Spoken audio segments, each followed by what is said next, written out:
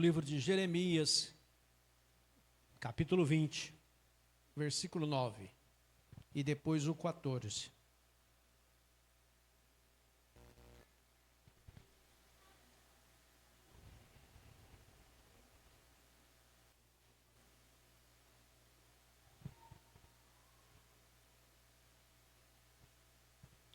Amém?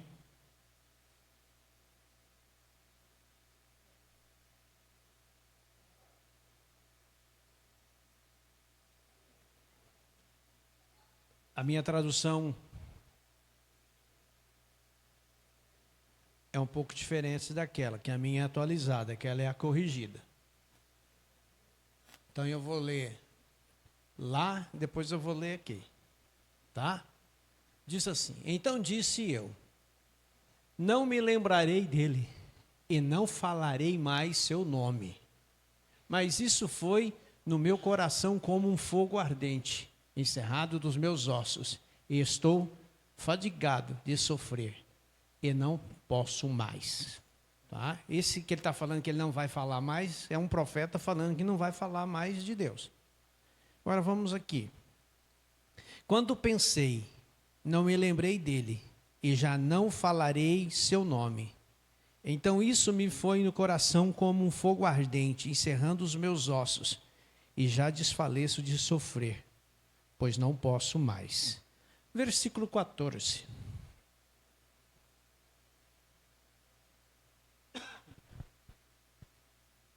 Essa tradução aí está semelhante aqui. Diz assim: maldito o dia em que nasci, não seja bendito o dia em que minha mãe deu à luz, me deu à luz. Amém? Feche seus olhos e segura o teu lenço, porque essa veio direto do trono. Pai, em nome de Jesus Cristo, teu Filho amado, aqui estou, Senhor, para transmitir mais uma vez a tua palavra. E que o Senhor, ó meu Deus, venha falar em cada coração com poder e grande glória.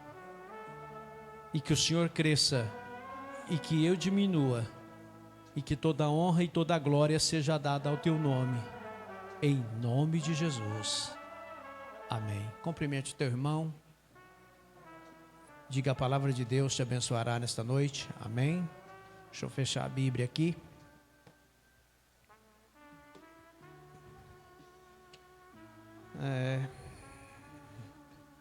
Glória a Deus.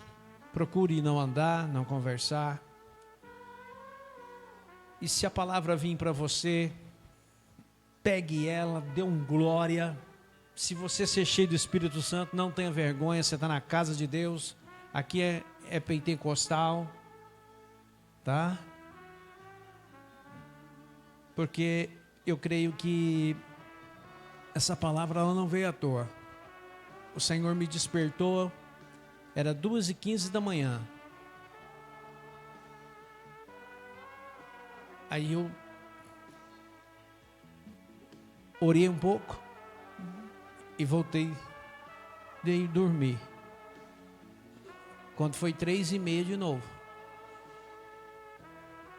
aí ele disse para mim: vai, fala sobre fulano no capítulo tal. Aí eu li, me faltou o entendimento humano.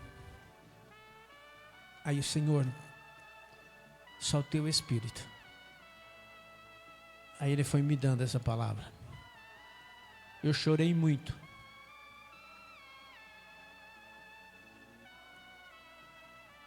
Muito. Amados, nós louvamos a Deus quando nós ouvimos aquele versículo: não foi vós que escolhestes a mim, mas eu escolhi a vós. E nós ficamos muito felizes quando nós ouvimos isso, em saber que nós somos escolhidos de Deus. Só que ser escolhido de Deus não significa que nós não enfrentaremos luta. E que nós não passaremos aflições e que também não vamos sofrer perseguições. Enquanto nós estivermos neste mundo tenebroso que vivemos, nós sempre estaremos enfrentando lutas e passando aflições, porque Jesus disse: no mundo tereis aflições. Só que todos nós temos um objetivo. Quem não gosta de ser bem-sucedido, tanto na vida espiritual, quanto na vida profissional? Todo mundo gosta de ser bem-sucedido, de ser bem reconhecido. Só que o sucesso, as conquistas, ela não chega assim, ó. Ela demora um tempo. E durante esse tempo, que é entre o plantio e a colheita, nós precisamos ter na nossa vida 3 pilares importantes, que se nós deixarmos de lado um deles, nós não alcancemos aquilo que desejamos. Primeiro, não negocie seus princípios. Não negocie seus princípios. Aquilo que você aprendeu da palavra, não negocie.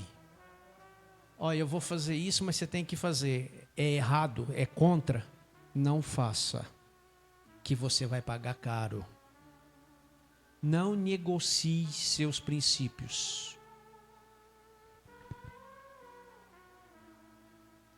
Segundo, tenta se alinhar cada dia mais com Deus. Obedeça a palavra dele sem restrição. Não pegue para você somente as promessas, mas pegue para você também todos os deveres e cumpra eles, porque você não pode exigir direito se você não cumpre o dever. Pastor, eu não entendi. Você vai entender. Um funcionário, ele só tem direito a férias se ele trabalhar 1 ano. E só aposenta aqueles que contribuíram. Não contribuiu, não aposenta. Na vida espiritual é diferente? Não. Então, se alinhe com ele e obedeça o que a Bíblia determina. Hoje a internet joga muita baboseira. Então você tem que saber filtrar. Porque a palavra de Deus diz lá em Gálatas: mesmo que um anjo do céu te apareça e anuncie outro evangelho, além desse, que seja anátema. Então siga o que a Bíblia determina. Terceiro, mantenha sempre seu foco.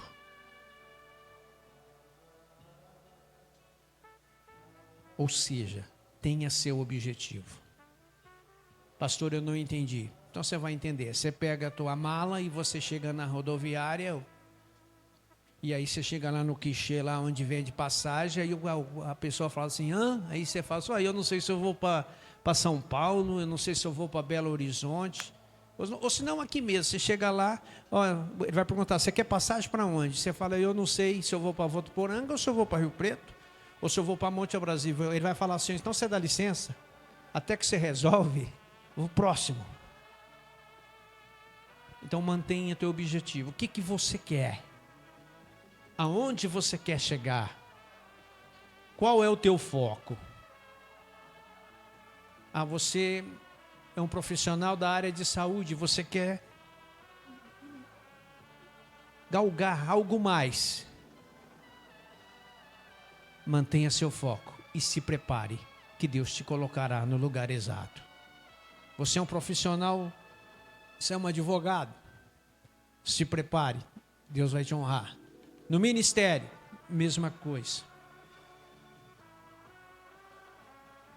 A preparação da vida particular é estudo, aprendizado. No ministério não é diferente, além de estudo, aprendizado, é no pé da cruz. É renúncia.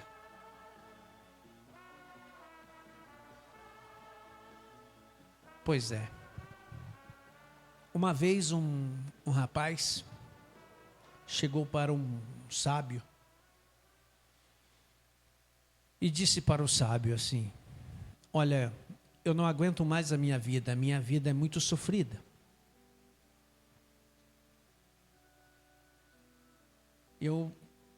Para mim, o melhor seria morrer. O sábio não respondeu nenhuma palavra. O sábio simplesmente pegou um copo, foi lá no filtro, pegou, colocou ele meio de água, depois pegou uma colher de sal e falou assim: mistura sal aí. Aí ele misturou, falou: agora chacoalhou, bebe. Aí o rapaz bebeu, fez aquela cara feia. Ele dizia aí, a água estava gostosa. Ele falou assim: misericórdia, eu bebi na marra, insuportável. Aí o sábio falou assim: agora você me acompanha. Aí eles chegaram onde tinha um lago. Aí o sábio pegou a mesma colher de sal, com a mesma proporção, e falou para ele assim: joga água no lago, joga esse sal na água do lago. Aí ele jogou. Aí ele catou o copo e falou assim: agora pega um pouquinho dessa água e bebe. Aí ele tirou, bebeu. E aí? Ele falou assim: deliciosa, refrescante. Ele falou assim: mas não tem gosto de sal? Ele falou: nem um pouco. Ele falou assim: então a vida é assim. Você tem que parar de olhar para os problemas e começar a olhar para aquilo que Deus te chamou. Porque enquanto você estiver olhando só para os seus problemas, só para o seu umbigo, o copinho fica salgado e a tua água fica insuportável. Mas quando você joga teus problemas no meio de um lago de muitas águas, você vai ver que o teu Deus é capaz de superar todas as suas dificuldades, inclusive seu problema. Só que tudo isso que eu falei não é o conteúdo da mensagem. O conteúdo da mensagem vem de um profeta por nome de Jeremias. Esse profeta, ele é igual a mim, ele também não pediu para ser profeta, como eu não pedi para ser pastor. Como você não pediu para ser obreiro e também não pediu para ser diácono. Você não pediu para trabalhar dentro da igreja, mas foi ele que te escolheu. Você não pediu para congregar aqui, mas foi ele que te trouxe até aqui.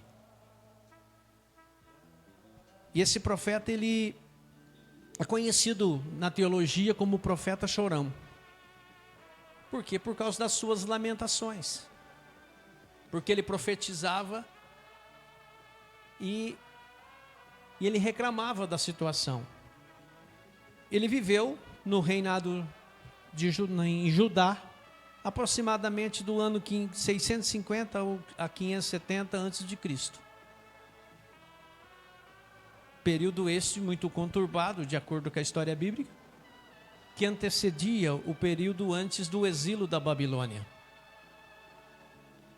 E ele, como profeta, manteve a sua fidelidade, manteve a sua honestidade e manteve honesto perante o Senhor. Só que tem um detalhe, amados. Toda vez que ele profetizava, ele recebia retaliações.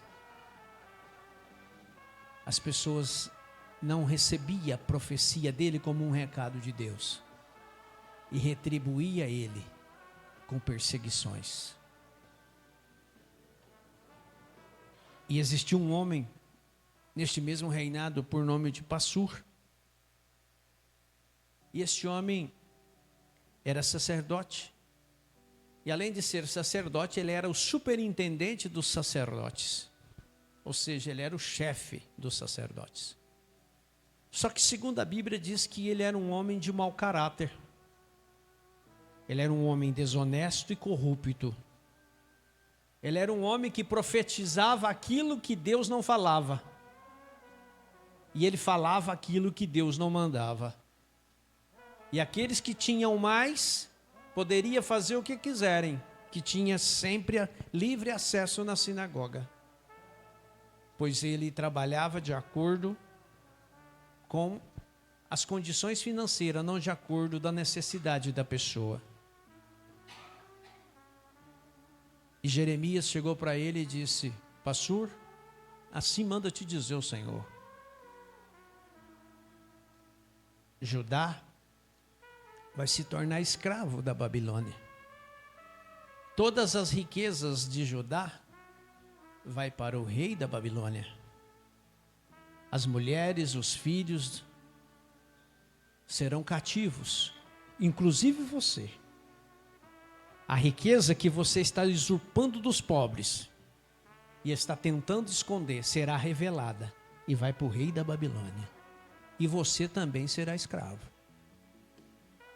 Você, seus amigos, sua família morrerão na Babilônia e serão sepultados lá. Pastor que já não gostava dele, chamou seus subordinados e disse: pega ele. Colocou ele num pau de sebo, amarrou as mãos. Pegou um chicote de 12 tiras, 6 com a ponta de estanho e 6 com osso de carneiro. E falou assim, ó, deu castigo judaico. O castigo judaico é 39, 40 menos 1. Ou seja, 39 chibatadas. Ou seja, o mesmo que Jesus sofreu. Tiraram a camisa dele, a roupa, deixou ele só com as costas de fora e chicote. Ao ponto que ele chegou até a desfalecer. E assim que eles terminaram o serviço, eles não tiraram ele do pau de sebo. Eles foram tudo para casa e deixou ele pendurado a noite inteira. No outro dia cedo, o sacerdote foi lá e pediu. As pessoas falaram assim, tira ele dali. Tira ele de lá. Aí tiraram. Aí ele disse, Senhor, desde que o Senhor me chamou como profeta, eu só recebo açoites. Eu só recebo perseguição. Olha o que fizeram comigo. Eu não falo mais no teu nome. Eu não anuncio mais teu amor. Esqueça. Naquele momento, como um fogo consumidor, Deus tomou conta da vida dele. E ele estava tão revoltado que no versículo 14 ele disse, maldito seja o dia que eu nasci. Maldito seja o dia que a minha mãe me deu à luz. Porque ele não aguentava mais. Então, por causa do sofrimento dele naquele dia, se fosse nos dias atuais, todo pastor, toda liderança tem sua carteirinha. Ele catou a carteirinha e falou assim, ó Senhor, a carteirinha está aqui, ó, carteirinha de profeta está aqui, não sou mais profeta, não vou ser mais diácono, não vou ser mais músico, não vou ser mais cristão, não falo mais do teu nome, porque desde o dia que o Senhor disse para mim, que o Senhor tinha um projeto na minha vida, a minha vida virou de ponta cabeça.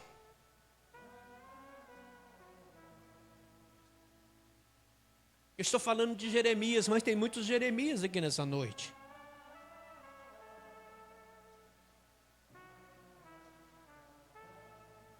Talvez você está numa prova que você não aguenta mais. Talvez você está numa luta que você não suporta mais. E você está perdendo as forças. Porque cada vez que você fala, cada vez que você profetiza, cada vez que você ora, cada vez que você se consagra, vem chibatadas. E aí então você começa a olhar dizendo, maldito foi o dia que eu nasci, maldito foi o dia que a minha mãe me deu à luz, maldito foi o dia que Deus me escolheu. Mas aí como um fogo consumidor, Deus veio. Fortaleceu os seus ossos.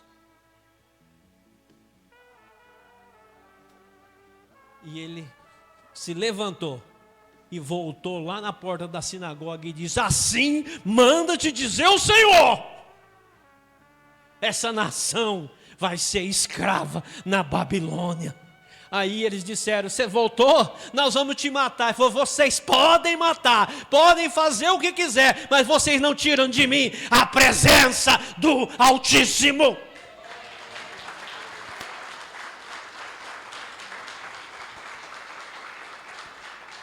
Talvez nesta noite, o teu inimigo não é o Passur, o teu inimigo é Satanás. E às vezes ele tenta te chicotear,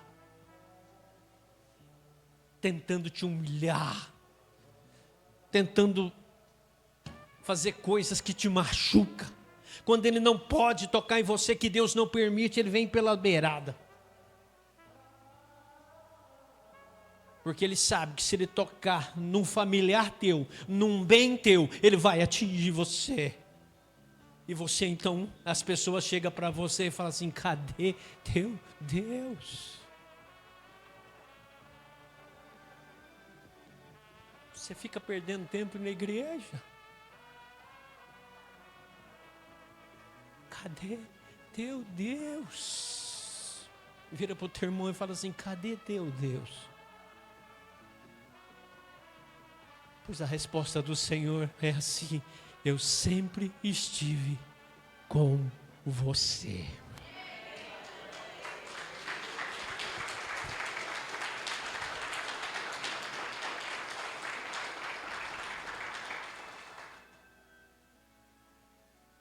Quando você segue os 3 pilares, tem uma unção forte aqui, irmão. Urixalayahas. Quando você segue os 3 pilares, que você conquista as coisas. As pessoas olham para você, tentando querer aquilo que você tem, mas eles não sabem o que você passou para chegar até ali.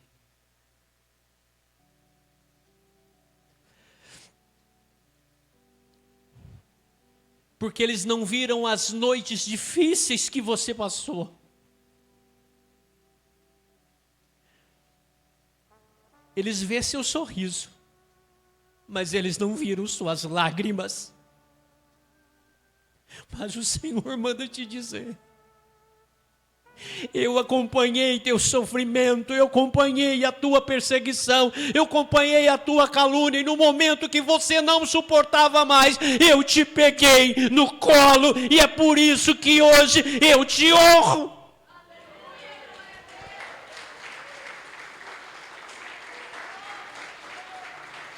Oh, Senhor.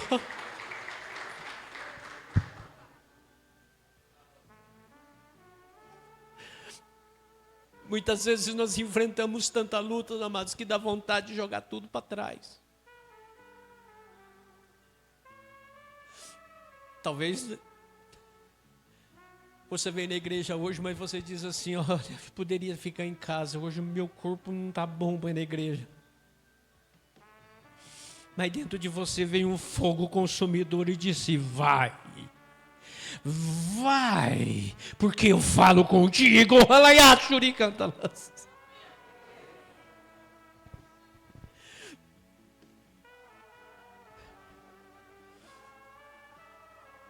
Todo mundo quer vitórias. Todo mundo. Ninguém gosta de perder. Quando a gente brincava de futebol, até treino, jogo que não valia nada, ninguém quer perder. Prova é que quando tira para o ímpar para escolher os parceiros, você sempre escolhe o melhor. Porque se não ligasse, escolhia os mais ruins. Você não, mas sempre os melhores. Por quê? Porque você quer ganhar. Todo mundo gosta de ganhar. Tem alguém aqui que gosta de perder? Diga amém. E quem gosta de ganhar? Amém. Então aplauda o Rei dos Reis.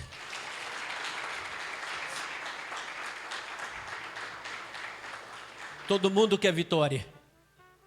Mas poucos resistem o processo.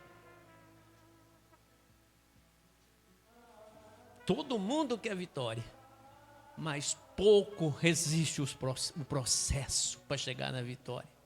Você acha que um competidor que vai para uma maratona, ele pode chegar de qualquer jeito ali para correr? Não. Tem meses e anos de treinamento puxado.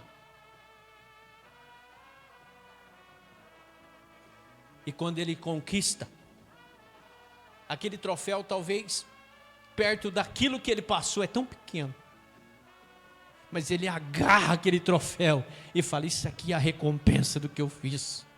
Só que eu quero dizer para você que o troféu que Deus tem para você, a traça não consome e o ladrão não rouba.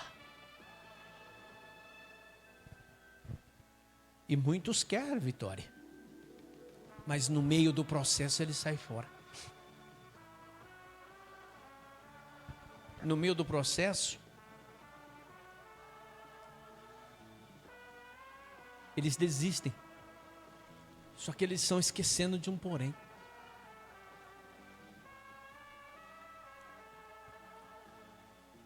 Lembra de todas as vezes que você chorou, dizendo: Senhor, por quê?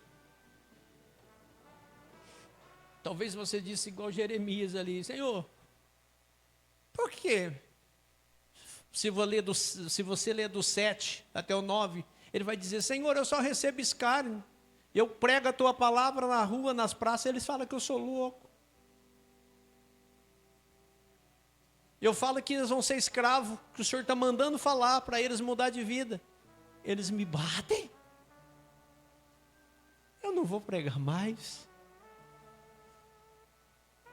Eu não vou falar mais.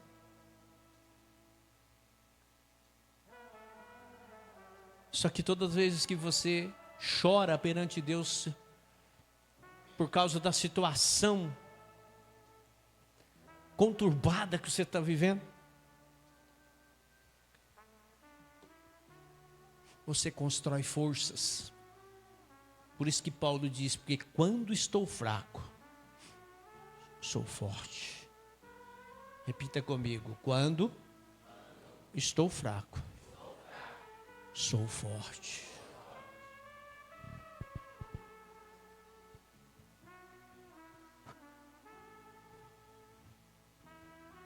Quando muitos pensam que você jogou a toalha,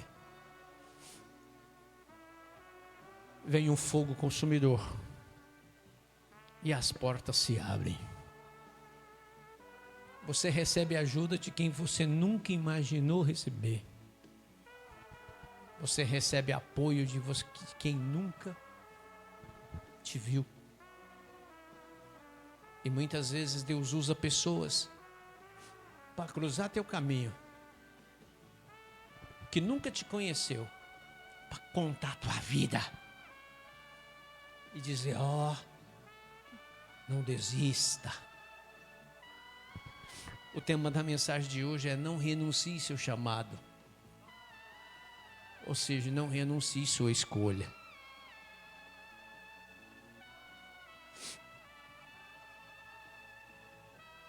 Agora, a demora. A demora é o tempo do plantio. Quanto mais demorado for o período para que a planta possa produzir seus frutos, mais provas você vai enfrentar. Só que essa demora constrói caráter.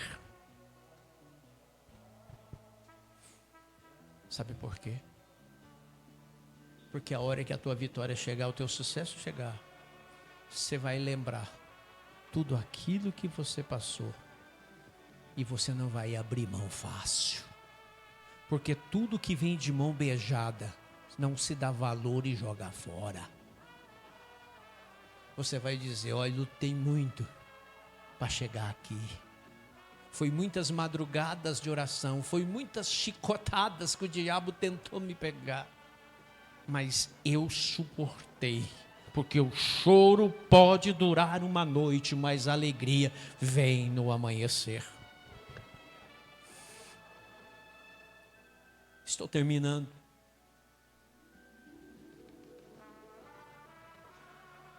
Você tem que entender uma coisa. Se alguém chegar para você e perguntar aonde é o teu lugar, você tem que responder assim: o meu lugar é perto da cruz.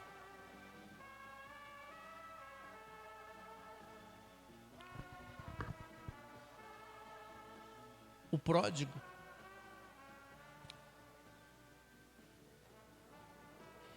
ele não foi expulso da casa dele. Ele saiu da casa dele porque ele quis. Ele tinha comida, ele tinha roupa lavada, ele tinha dinheiro, ele tinha funcionários, ele tinha tudo. Falando em pródigo, muitas pessoas que estão hoje dentro da igreja, eles não entendem o mundo espiritual. Eles acham que trocar de igreja, mudar de ministério, é igual trocar de roupa, trocar de camisa, e não é. Vocês estão aqui, vocês estão sobre a minha responsabilidade espiritual. É que vocês não vê o inimigo. Muitas vezes eu sou chamado para ir dar um pronto atendimento para pessoas que não faz parte da minha cobertura espiritual. Sabe o que o inimigo me fala? Quando ele deixa o corpo e depois anda embora, ele fala, ó, eu vou te obedecer, porque você é mais forte do que eu, porque você é assim com aquele, mas assim que você virar a esquina eu volto, porque a cobertura desse aqui é fraca. Aí a pessoa fala assim: mas por que volta? Por que volta? Porque você está num pasto seco.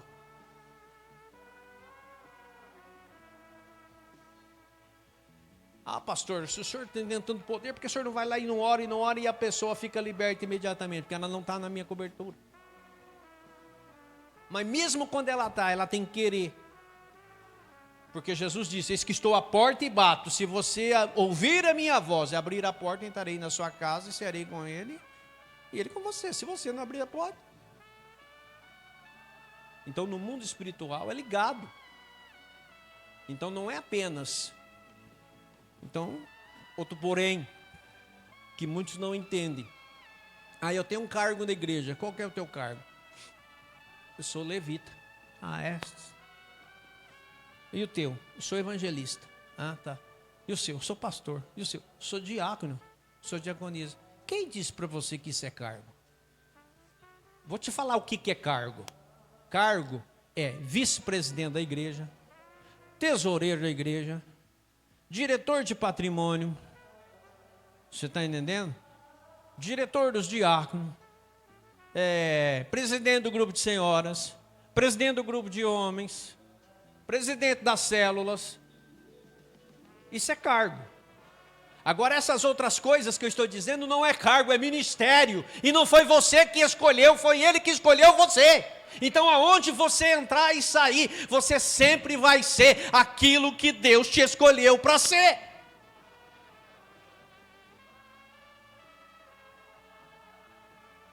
Ah, eu vou entregar meu cargo. Mas que cargo você vai entregar? Eu não vou ser mais diácono. Mas onde você tirou que isso é cargo?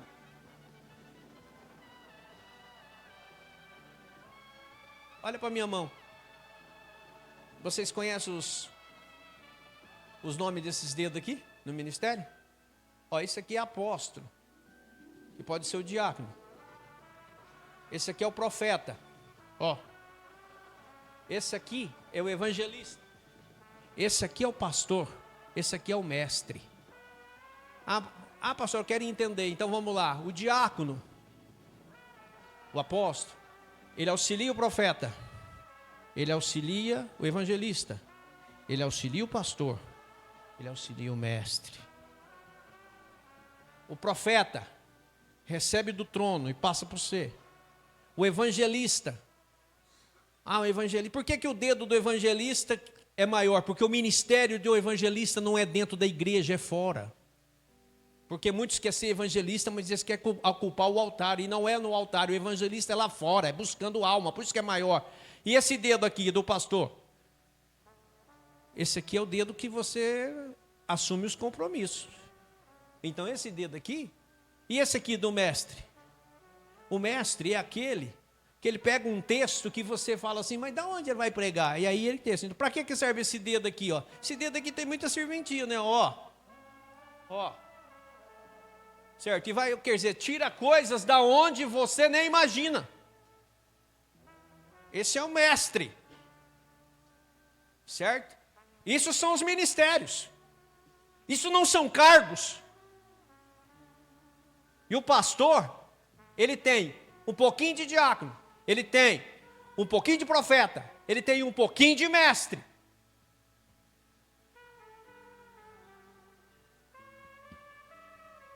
O filho pródigo saiu, foi embora.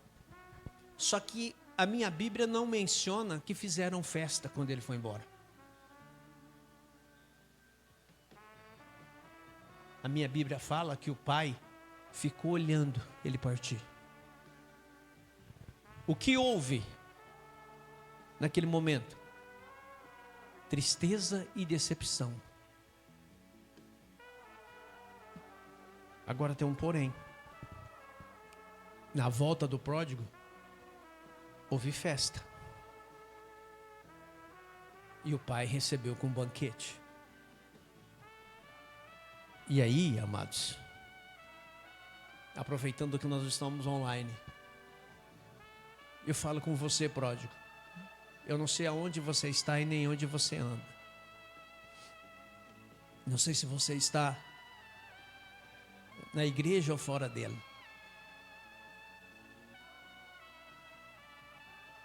Eu quero só dizer para você que o pai já determinou os serventes e já preparou o novilho para fazer o banquete da tua volta. Não olhe para homem, olhe para aquele que morreu na cruz. Porque se você olhar para homem, você vai se decepcionar. Fique de pé.